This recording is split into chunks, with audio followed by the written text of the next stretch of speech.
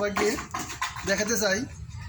আমরা এখানে দেখতে পাচ্ছি যে এই পেয়ারাগুলো অ্যানথ্রাকনস রোগে আক্রান্ত হয়েছে। অ্যানথ্রাকনস রোগ সাধারণত কোলিটোট্রিকাম সিডি এই ছত্রাকের কারণে হয়ে থাকে। তো এই রোগ হলে আমরা কী লক্ষণ দেখতে পাবো?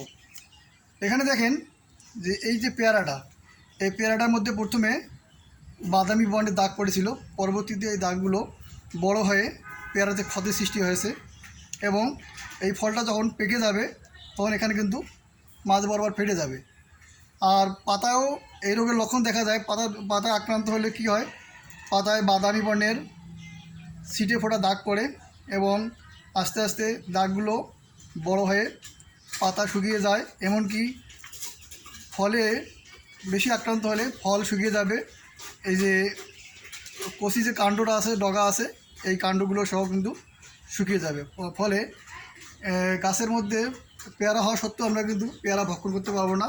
পরবর্তীতে এই রোগ এমনভাবে ছড়িয়ে পড়ে যে কোনো পেয়ারাই আর অবশিষ্ট থাকে না। সুতরাং আমরা যদি এই রোগ থেকে আমাদের পেয়ারা গাছকে রক্ষা করতে চাই তাহলে আমাদেরকে অবশ্যই ছত্রাকনাশক স্প্রে করতে হবে। সেক্ষেত্রে আমরা প্রোপিকোনাজল গ্রুপের যে ছত্রাকনাশকগুলো আছে, যেমন টিল্ট, প্রাউট, এগুলো যদি প্রতি লিটার পানিতে 2 ml করে দেই তাহলে কিন্তু খুব ভালো রেজাল্ট পাওয়া যাবে।